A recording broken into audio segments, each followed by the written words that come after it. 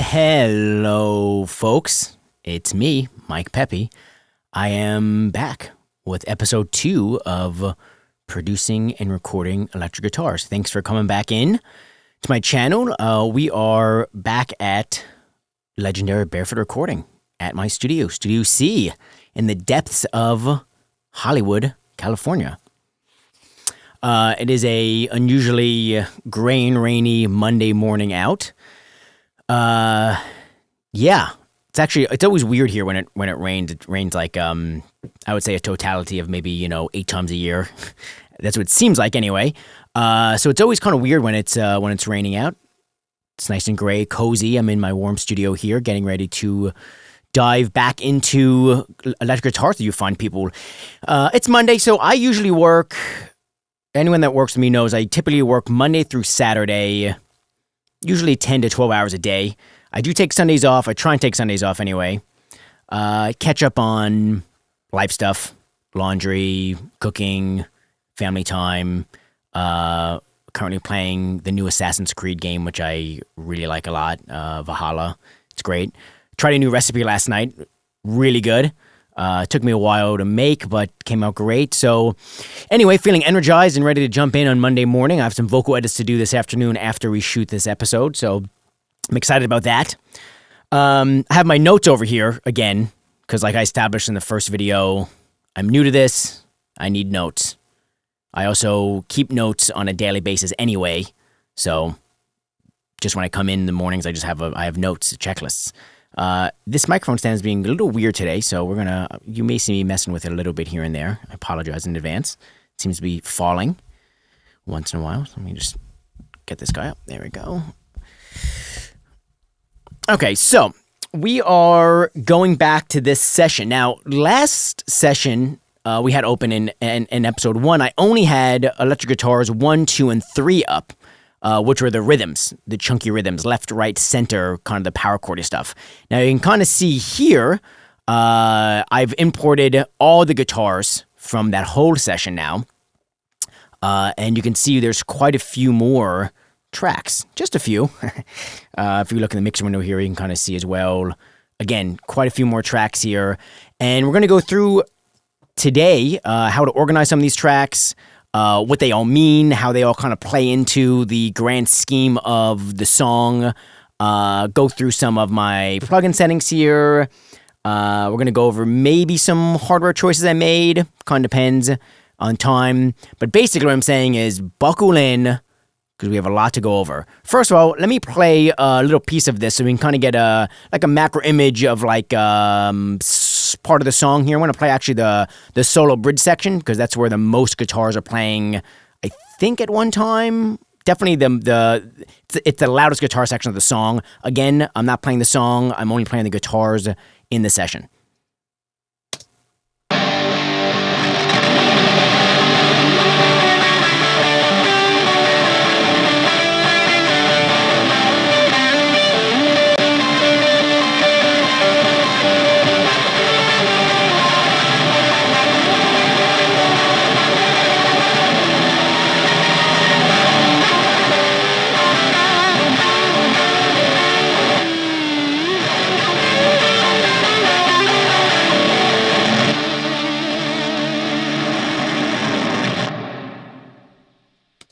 That is a sick solo. A good friend of mine came in and ripped it. We actually used one of those Game Changer audio pedals.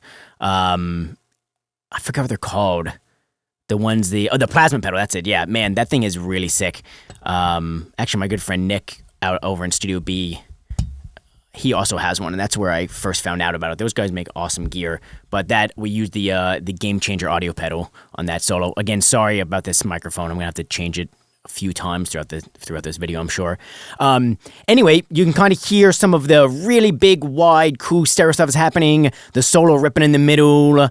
I mean, it's unapologetically rock and roll, right? I mean, that's the whole thing about the song. If I'm being honest, it's the whole thing about a lot of the productions that I do, and recordings that I do. It is unapologetically rock and roll. So let's dig into, first of all, if we remember let's just quickly review the last session we did, last video. We took a look at microphone arrangement and how I mic'd up the cabinet on this particular song. If you remember, I use an SM7, an M201, an M81, and a 421 on my orange PPC 4x12. And we got, or I had pretty exact phase in this session. So you can kind of see here as we zoom in again. I'll redo that. I'll relook at it again. Our phase was really good. And that arrangement stayed. As you can see for this song, I used on all the guitars, I ran it through that cabinet with those microphones. Do I always do that? Not necessarily. Do I do it a lot? Sure. When it sounds good, you know? If it ain't broken, don't fix it. Like I said in the first video, especially in a song like this, I really relied on the choices of the amp heads and the guitars and the player. And I think it really worked. I chose this song to go over in this in this set of videos because I thought that this was a great example of where that worked, right? Where I really worked hard on getting it set up, and I left it set up and made the choices with the other elements. Yeah. So let's go through some of the more particular elements we have in this song. So I stacked a bunch of guitars here. We have the big wall of sound guitar. So we have the left guitar, right guitar. Now in the solo, I purposely didn't stack a center guitar because I wanted the solo to really poke out in the middle and let that take up what the center of the mix should be doing. So in other words, prior to that, there's a vocal in the center, and when the vocal comes out and the guitar solo rips in, I want the solo to be that vocal for the song, right? It's got to be the main thing. It is the lead vocal of that section. Now, I did stack these guitars throughout the song.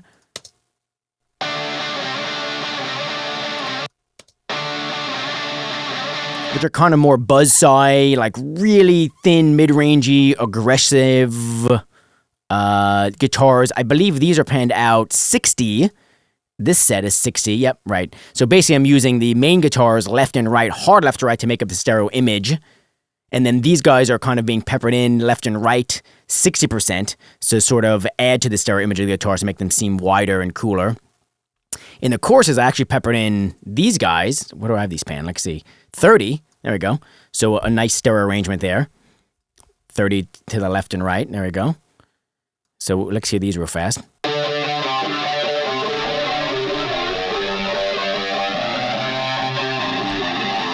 And the right.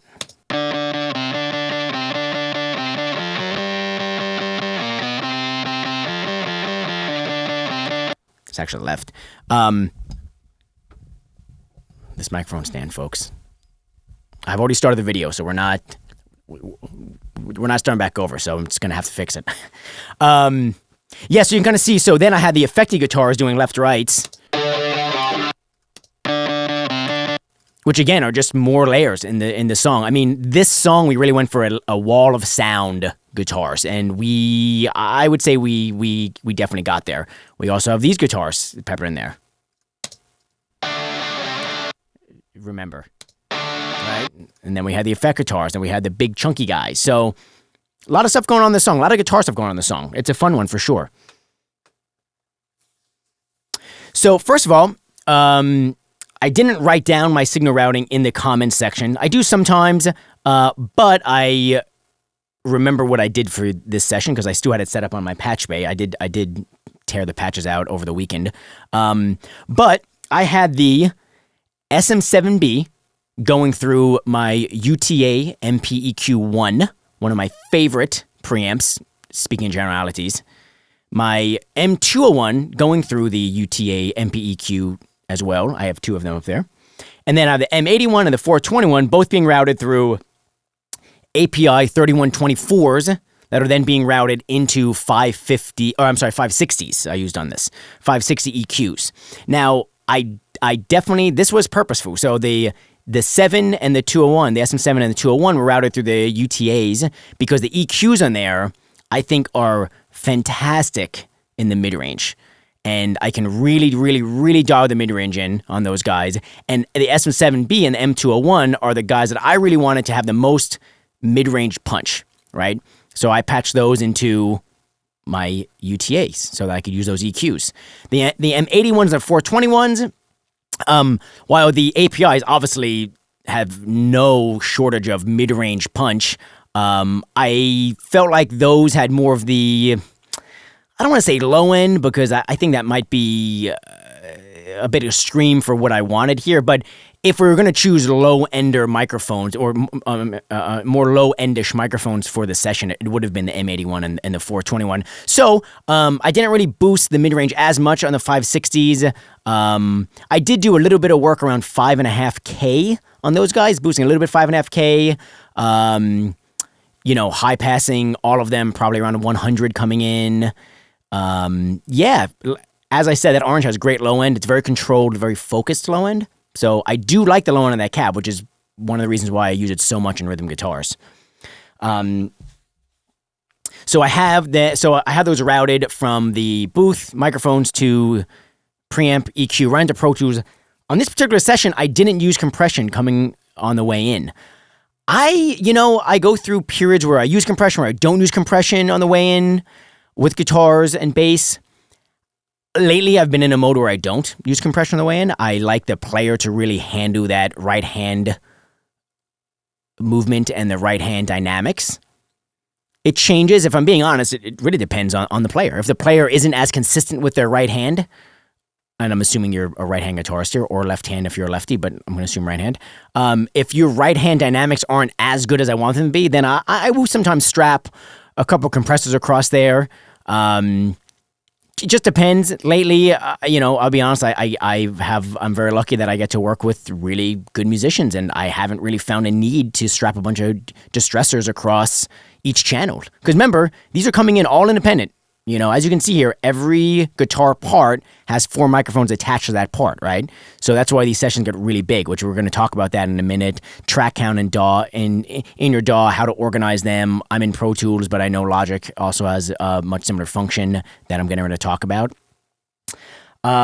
So compression, no compression, it's a creative choice, and I think it's a choice that needs to be made on the fly for me, depending on the player and the part. Again, typically lately, I've been tracking with no compression on the guitar microphones. That does change. I think it's up to the right-hand dynamics of the player.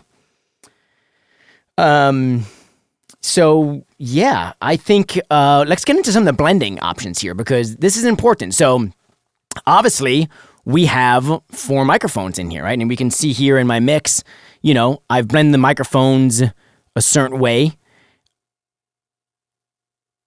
Mostly the same blend of microphone, pretty much, I think, in this session. It looks like the lead was different, but pretty much keeping the same favorite microphone. So in this session, you can see I was favoriting the SM7B.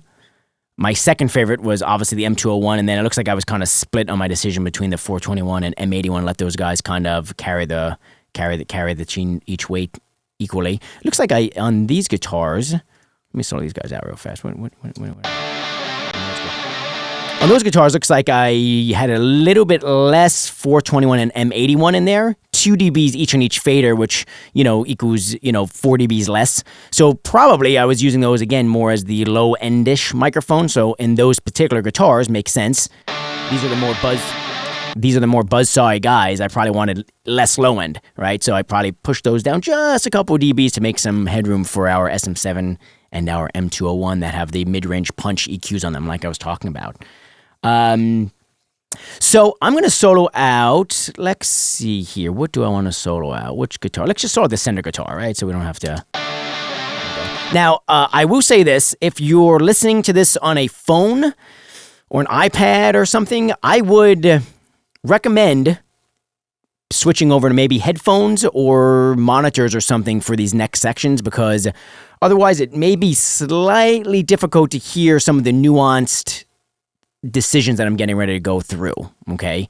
Not saying you won't, but it definitely is going to be easier in headphones or if you have studio monitors or something of that nature, it's going to be easier to kind of understand what I'm talking about here. So let me turn the group off so I can solo each one out. So as I was going through and mixing them, I listened to each one. I'm going to turn off these plugins for now. Actually, no, I'm going to keep on the compressors so that we get enough volume out of it so we can kind of hear. So SM7, M201, M81, is the M81. 421. And then all of them together, again.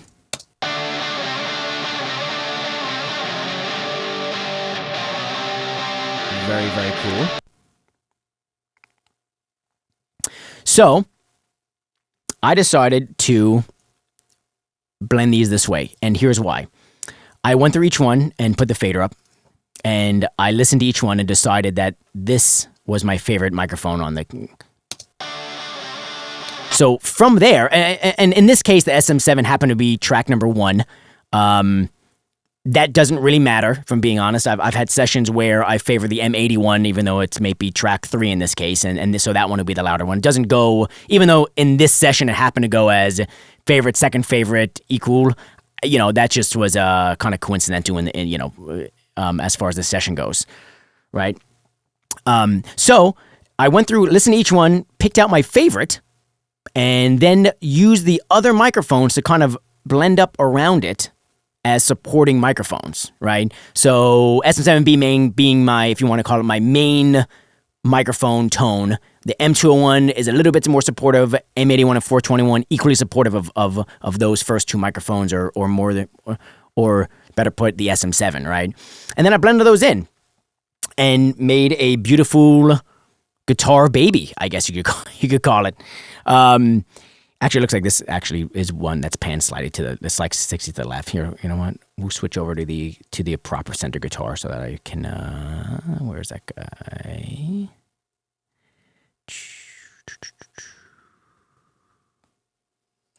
Go. You know what? We'll just keep doing this one because it's easy. There we go. And I like how it sounds, this one particularly, so we'll keep going this one. So one of the reasons why I bring all of these channels in independently is truly so that I'm not submixing them on the way in, right? So let me say that again. The reason why I have this big track count on each one on an independent channel is so that I'm not submixing them on the way in. If I submix on the way in, I'm going to have one channel of electric guitar 7, electric guitar 3, electric guitar 1, etc., etc. There's nothing wrong with that. Personally, I don't feel as if while I'm tracking that I have the correct mindset to be submixing those four microphones to be one tone yet. I'm not sure that I'm ready to make that decision. What if later on I want to favor the M201, but in the submix I favor the SM7B? Or what if I just favor them all equally, right? I mean, I don't think the guitar tone would be bad, but I don't have the control to say that. Also, in some instances, this session I know for a fact I didn't do this because I checked my automation prior to the video. Sometimes I will favor the SM7 in the chorus, and maybe savor the and then maybe do a favored microphone like the M81 or the M201 or the 421 in the verse, right? And what that does is make things feel kind of different, right? Maybe the roles change. Maybe like I said, the M81 is maybe down 6 and the SM7 is down 14 in the verse. And then when the chorus kicks in, they swap roles. So all of a sudden we get like a bigger mid-range punch. And if we do that on all the guitar stacks we're talking about right now, right? In this section, we have 4 guitar stacks, and some of these we have 5 or 6 guitar stacks with the effect guitars going. And all of a sudden, if you do that on all those stacks and you swap the roles, you get this mid-range punch in the chorus that just simply wasn't there in the verse. With a simple automation move. Things like that, those little moves that I can make and twist and turn and use to my advantage and manipulate, those are vital to me to getting the biggest sounding choruses we can. Because again, we're in just big old rock and roll, folks. The bigger the better. It's amazing. I get one band to sound big and the next band comes and said, we want to sound bigger than X band. It never ends. The chase never ends. I love it.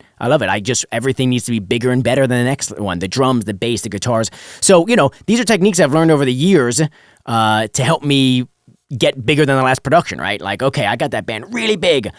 Shit, man, how do I get this next band really big? Okay, well, let me try this. Let me automate these microphone movements and this and that. So there is method to the mayhem. There is method as to why I have just a gaggle of guitar tracks in here, because I know it looks crazy. I get it. So typically, just FYI, what I do is in Pro Tools, in Pro Tools 2020, I believe they introduced this. They have folders. And with folders, you can see what I'm doing here already. I'm collapsing the tracks into these folders. Right? So that we're only viewing the tracks we want, which is vital when we have this many guitar tracks. It gets overwhelming just to look at. So this allows me to kind of focus in on the tracks I want, right? So if I want to try on 3, I'm really only looking at 3 and then if I want to look at all the rhythm stacks, I can open up 1, 2, and 3, and so on and so on and so forth. For me, it's just a little easier to view when I have this much track count. I'll do that with drums, bass, anything, like that. I'm a very organized person, so as you can see here, I have a master folder called EG All Tracks, and then inside of that, I have every subfolder named with all their independent microphones attached to that track or that part, and those are all going to a bus. We'll go over that in a second. I know that there is a way to turn these folders into auxiliaries so that I don't have to use these. Having said that, for me personally, I'm colorblind, so it's the black auxiliary tracks work really well for me because it splits the tracks up in a way that visually makes sense. So you don't necessarily have to have these bus tracks I'm talking about because you can make the folders simply the bus tracks itself. So let's go over routing. Because that's important with this many tracks, right? I'm going to go ahead and actually open these all back up so that we can kind of visually see things being routed to where they're coming in, where they're going, all that fun, good stuff. Here we go. Keep going. I probably could have pressed Option, actually, just the modifier could do them all at one time, but it's more fun to do them like that so you can really see how many friggin' guitar tracks are attached to this thing. So let's take a look. So we have electric guitar 1, right? This folder right there. All of these are going to bus 32. We have a EG1 bus. You can see EG1 bus. Input bus 32. You can see each microphone's coming in on its own respective channel. 1, 2, 3, 4 in that case, patched in. And I'm sending them out bus 32 into bus 32. And then that bus is being sent to a guitar master bus, which is all the way down here. Guitar master bus, which is bus 6970 in this case. I usually use 6970 for my guitar buses, for my guitar master bus, more just so it's formatted from session to session. So as I open up each session, I know that that stereo bus is dedicated to the guitars. I'll also do that with the drums. They're like 2930, bass is usually 31. That's for you to decide. I have my organization process. I do recommend everyone to have their own organization process, though. I think it's really important so that as you go through the record or songs, you're not struggling to figure out where everything's routed and where things are going. At least you have some sort of grounding in each session. I also have color coding. All my guitars are yellow. My drums are light blue. My bass is teal. Synths are orange. Vocals are pink. So on and so forth. Again, organization is vital, especially when you get into these large sessions like this, when I have 100 plus tracks going and different folders and routings going everywhere. Later on, we'll go over, things are patched in outboard. I mean, it can get overwhelming. So color code, anything you can do to take some of the guesswork out of it, I highly recommend. Logic has very similar things, track folders and color coding and et cetera, et cetera. I recommend it all. So you can see here, electric guitar 2, right? SM7B, M201, M81, 421, all of them being routed to bus 33. Bus 33 being routed to, you guessed it, the master bus, 6970. Each one has its own independent bus. So, let's go over, turn these back on here, some of these plugins. How you feeling? Everyone's good? I'm thirsty. Let's take a deep breath. We're going a lot of mid-range stuff, going a lot of guitar stuff. It's fun. I probably heard that. Was that called like ASMR or something like that, right? People find it relaxing. I don't know if I do. Do I really want to hear people drink and eat? Probably not. It's a weird thing. YouTube has like, there's like a whole thing on YouTube, like ASMR videos, just people just like breathing, eating, drinking. I don't know.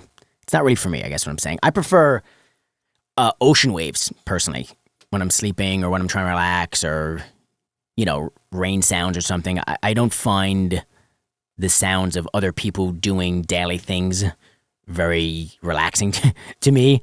But to each their own, not judging, just I feel like ocean and rain is a bit more up the middle. Anyway, let's go over what I'm doing on each track. Now, I'm going to preface this by saying you're going to be surprised by how little is going on these individual channels. You're going to be like, this dude is full of shit. There's no way that's actually the only thing he's using that EQ for, or that only thing he's using that compressor for. But it is. And here's why. I'm going to go ahead and just say it again. If you pick the right microphone and the right amp and the right cabinet and you get the right performance, you shouldn't be doing a lot of work in this stage of the game. You really shouldn't be. Remember, I'm EQing to tape. I'm just setting microphones so particular so the phase is perfect. If you have that phase perfect like that, man, those microphones fall into place and they just sound good. If you have the right amp going with the right guitar, it sounds good. The player's playing it right. You're working the player for the right stuff. It just sounds good. For me, if I'm doing a ton of EQ work at this stage, it's not necessarily I did something wrong, but maybe I could have done something better. Maybe I didn't make the right decision. I don't know. Personally, I feel like by this time, things should be sounding pretty dang good. As a matter of fact, I don't track with any plugins. So this is a mix session, so you're gonna have to take my word for it. But I don't track with any plugins ever. I only track the sounds that I'm getting. I don't want to put a bunch of sugar on top of a sound that doesn't sound good by using a plugin to make it sound more compressed or the EQ to sound better. I want to hear exactly what's coming in to my DAW at the time of recording. Because if it sounds good then, and I'm happy with it then, typically that means later on I can make it sound great or even better. If I'm already excited and the band's already excited about the sounds we're getting and there's no plugins going at all, right? And there's no plugins going at all and we're getting a good sound, then you know what? Everyone's really stoked. So this is the sound without any compression. It's going to be a lot lower. This is the left-right guitars without any, anything on them.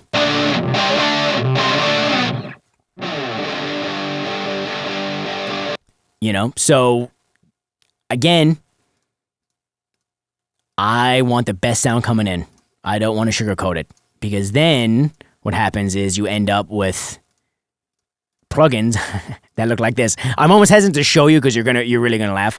I love if you can't tell, I love the Massenburg EQ, by the way. I think it's the most neutral sounding surgical EQ out there. It's amazing. I use it all the time. This is literally what I'm doing on each track.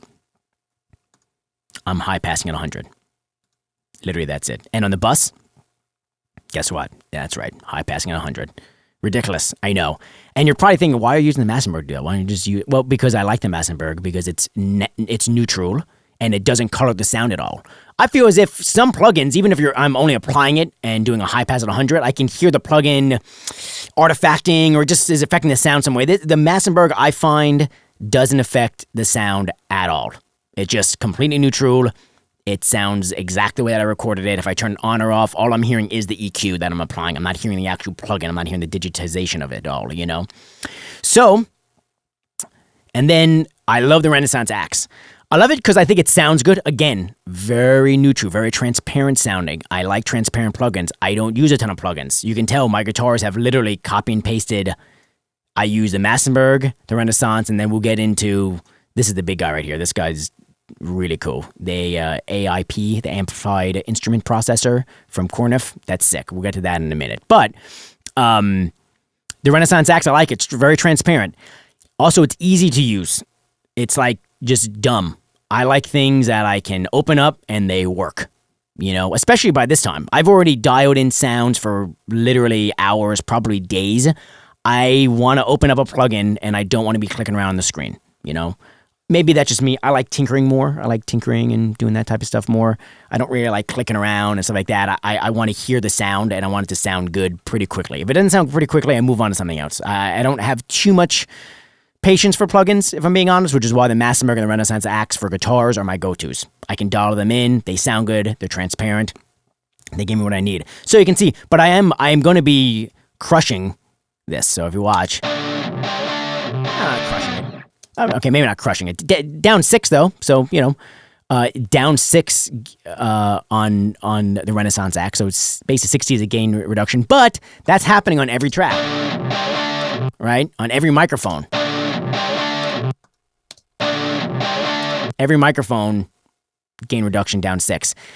That's all being sent to the bus where I am once again cutting at 100. Now you might be asking yourself, why are you doing a high pass at 100 on the bus? You're doing a high pass at 100 on all of the tracks. You'd be surprised.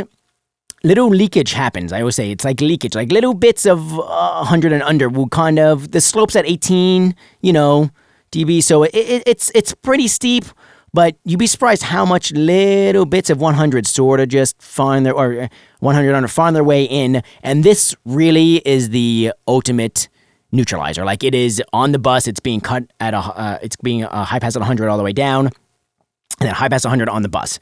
I mean, at that point, we're not getting 100 or under. I don't need anything 100 or under on guitars, typically. The bass is taking care of that, you know?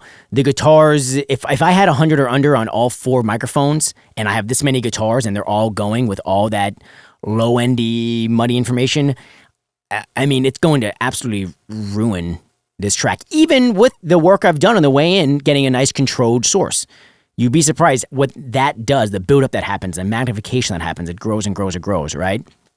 So we want to be careful about that, and I'm very conscientious of that, of low end buildup on guitars, especially, like I said, when I have this many guitars. So that's it. That's the whole signal, you know? So basically, again, UTA preamp, UTA EQ. API preamp, API EQ. No compression. Coming in. High passing at 100. Slamming a Renaissance Axe. 6 dBs of gain reduction. The bus.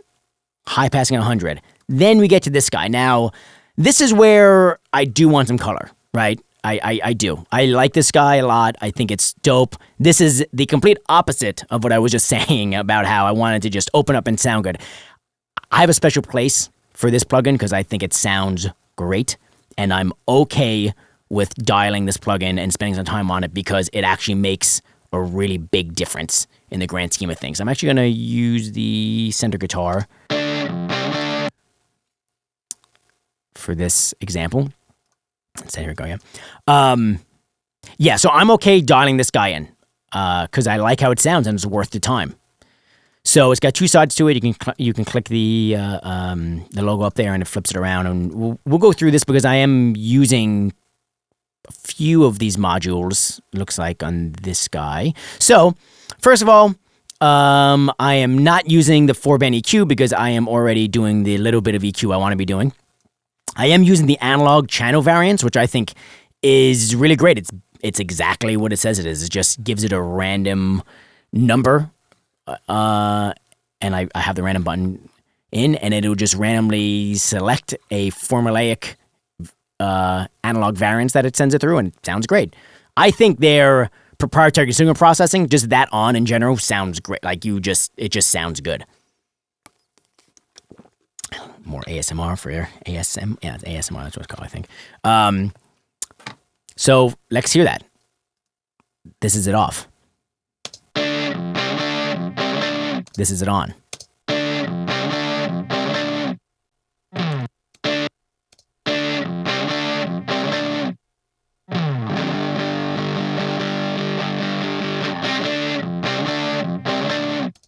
I like that a lot.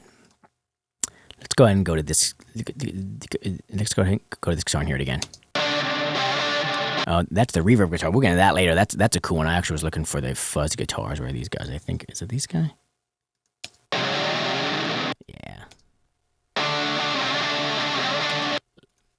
Again, let's hear this again.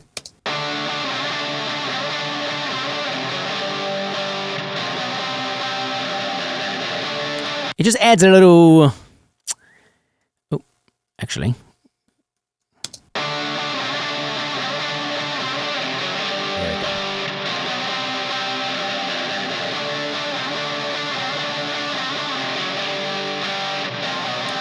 Again, if you don't have headphones on, that button may be lost on you. On my studio monitors here, where I have the most detailed sounding diode monitor setup, I mean, it's obvious when I turn that on off here. For me, it's like, why would I not have that on?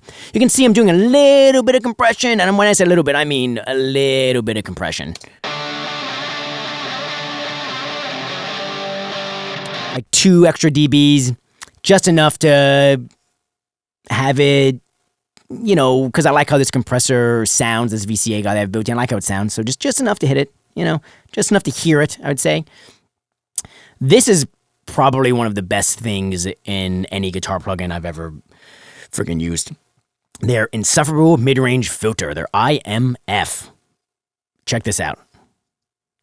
We're gonna listen. We're gonna solo the IMF, so you can hear what it's doing.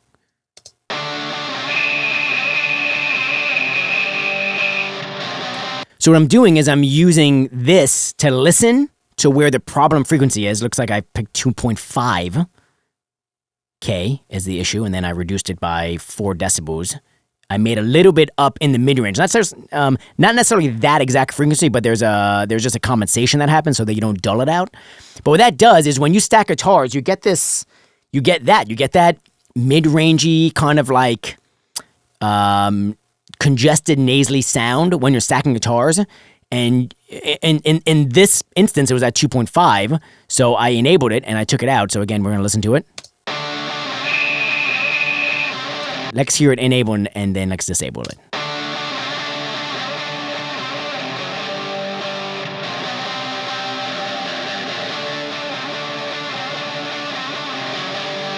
Again, in my control room, I can clearly hear it. It sounds like night and day. I can't. It's one of those things where, to me, when you listen to it and then you take it out, it's one of those things that I can't unhear. If I'm being honest, like I just can't unhear it. So let's flip this guy around. I'm not using this guy on this session. This is cool. It's like a transistor compressor thing. It'll kind of just. You can turn it and it either sounds good or it doesn't. I decided on this session I didn't like it on these guitars. But this guy does sound good. The module that's connected to, I believe, this guy. So the proprietary signal processing on the back, you can choose the tone shape. I chose warm and round and just a middle of the ground trans response. So you can kind of see it light up. The graphics on this thing are really cool. It kind of really lets you know when it's working, which I also appreciate. Anyway, so this is the only other kind of processing I'm doing, which given is a little bit more saturated.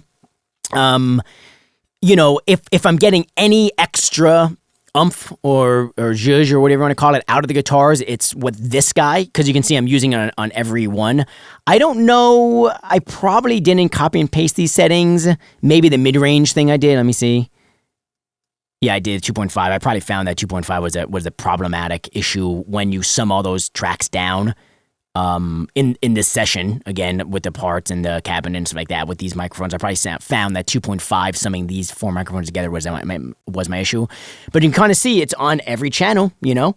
The other thing I have on my sessions is this heat guy that Pro Tools comes with now. It's been around forever, but it started to come with it, so I've started to use it, and it sounds really good. It responds to the volume of the tracks going into it, just like a tape machine would.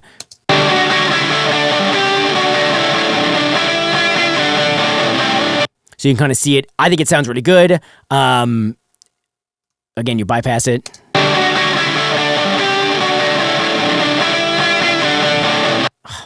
I just love that. I really love that. I do. I don't know. Again, I hope you're on headphones or monitor because, man, when you turn that on, there's like this warmth that happens that really, and I mean this truly. I've used tape machines on and off over my career. I've used them enough to know what they sound like and what they don't sound like. I don't have one in my studio, but there are some here at Barefoot that I've used, and obviously I've used tape machines all over the country. That is like a pretty damn good replication of what these guitars would probably sound like hitting some tape. Not exact, but I mean, it's better than anything digital I've ever heard, I gotta say, because it's baked right into the track. So it's not a plugin, it's actually baked into the track, which I think is the coolest part about it. It's not something you apply, you just turn it on in the session and then it's just there. And you can change the drive and the tone a little bit. Those are my settings for this mix session. Again, they may change from session to session. Who knows? For this session, that's what I chose. It's applied to all the tracks. Drums, bass, vocals, everything that's playing. You can bypass it, which I appreciate, that's great. So that if you decide you don't like it on something, you have the option to just turn it off and keep it on the other things. Very cool. So, yeah, I mean, that's basically the routing and the plugins that I'm using on those guitars. Now, let's skip over to the electric guitar master bus, because there is there's a couple tricks I'm doing here, but I'll say this, I'm probably going to do a video 3 because there's one really big move that I'm doing that I think requires its own separate video. It won't probably be that long, but I think it's too much to do right now because I want to do examples of it, and I don't have that prepared in the session. But in any case, right now, all these guitars are going to the, you named it, electric guitar bus, right?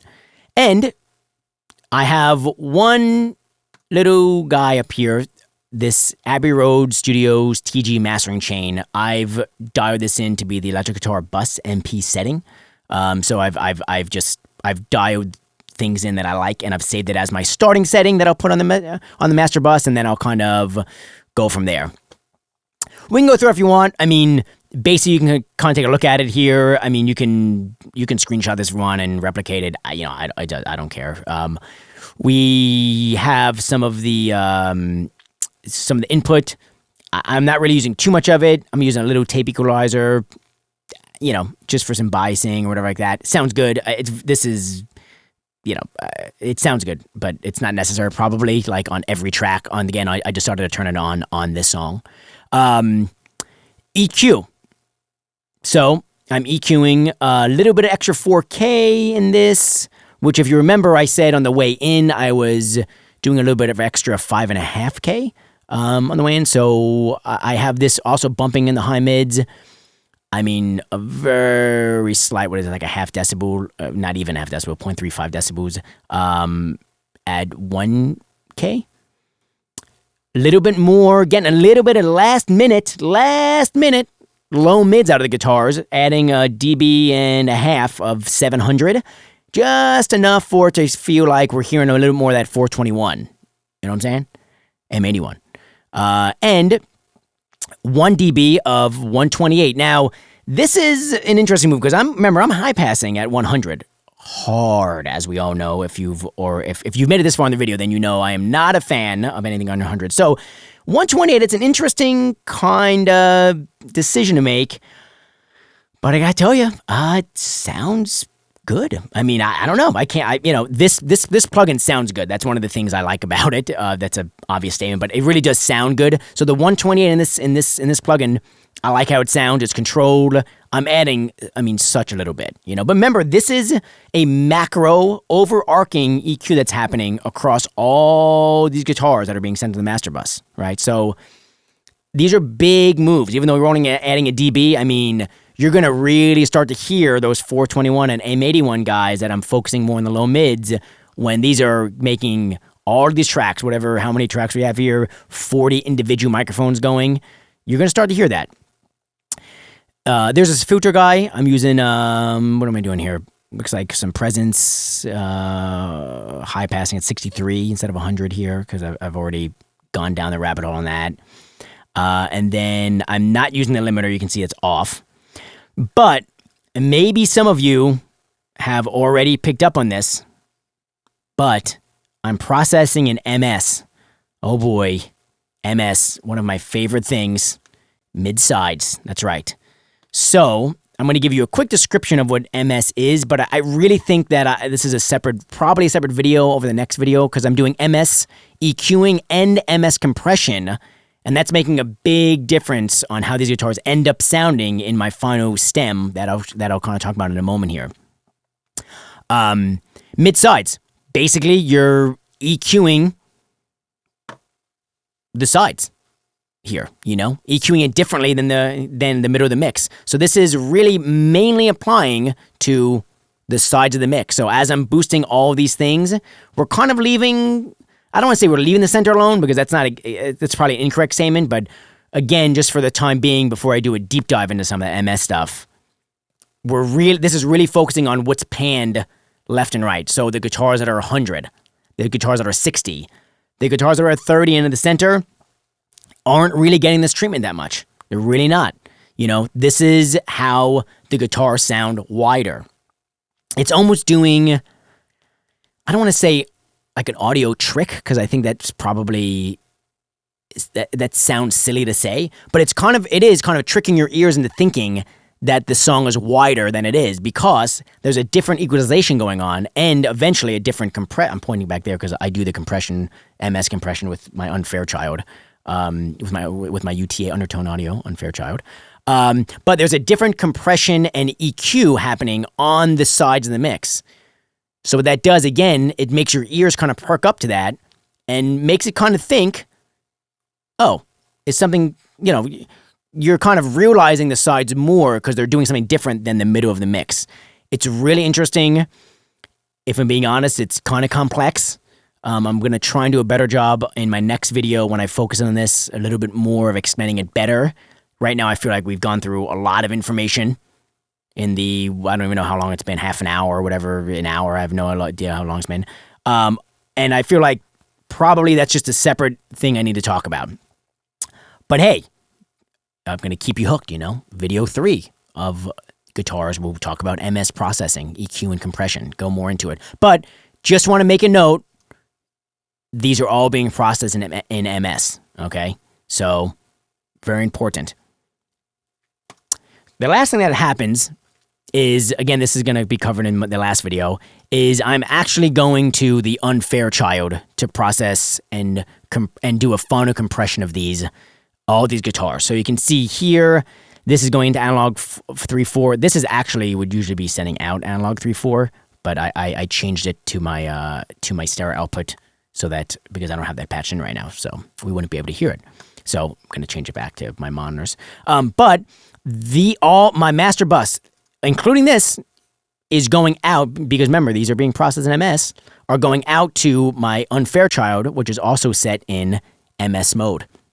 MS Link mode, to be specific. You can kind of see here, I'm using this really handy plugin by Non-Lethal Applications called Snapshot.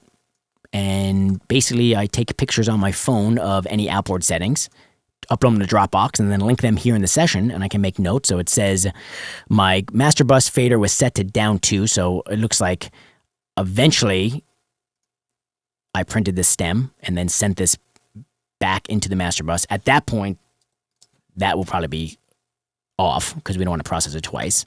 But again, for the purpose of the video, because I was sending all this into coming around the monitors, not through the stem, we hear that. So anyway, so I can recall any outboard settings. You can see here my input gain, my threshold, my time constants, and how I have it set, and then my attack and release settings. I have all pictured in here so I can recall this at any time. So really quick, I do want to, let me see if I can do this here. You can kind of hear, this is the stem printed through the Unfair Child with MS, EQ, and compression applied.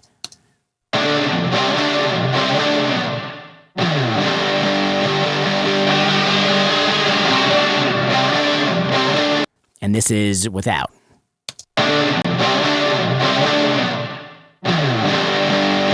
So that's just the track. This is the Unfair Child print.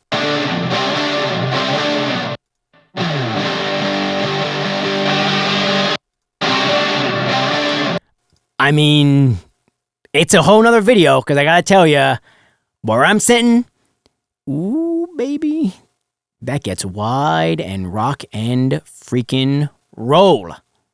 I love it. That thing gets me. You know what? No, I can't start. Because if I start now, it'll be a 3-hour video, and it just needs to be its own video. Okay, I'm looking at my notes here. I think we did it, people. I think we got through all the videos. I'm sorry, all the videos, all the checklists that I had for this video. I think we did it. You guys are gems. You made it through. You probably have questions. I hope you do. Put them in the comments below, or follow me on Instagram and ask them, or I don't know, my emails on my Instagram. You can just email me too if you want. That's fine. That's cool. Maybe we'll become friends and we can talk about nerdy shit more. But you probably have had enough of me already, and you've only watched 2 videos. So I'm feeling more comfortable in front of the camera. You know, I gotta say, I really do. I feel last time, the first video I think was informational, I hope, but I was a little stiff. You know, I can admit it. I know. I watched it over. I had to watch it over. It's a little stiff. It's fine. I think it got the point across. I stumbled over a few things. I think got my point across, what I was doing in that video. I feel a little more comfortable this time. I committed. I was driving this morning. I said, I'm gonna be more comfortable today in front of the camera. I'm gonna ignore the camera in front of me. I don't know. Did I do it? Maybe, maybe not. It doesn't matter. Hopefully you got something out of this video. I hope you take all of these little tips, tricks, and techniques with you into the real world of making records, and you make beautiful music babies with them, as I hope that I am doing myself on a daily basis. I have some vocal edits to do, so I'm going to get to those, and you probably have something to do. I hope you're energized to use some of these tricks and go into your DAW right now and try them out. I really hope so. So, yeah, I don't know. I think I got through everything. I don't know. When I turn this off, I'll probably remember 18 things I didn't talk about, but who knows? It's probably long enough anyway. So, have fun making records. Tune in for the next one. Let's do this again, folks. All right. Goodbye.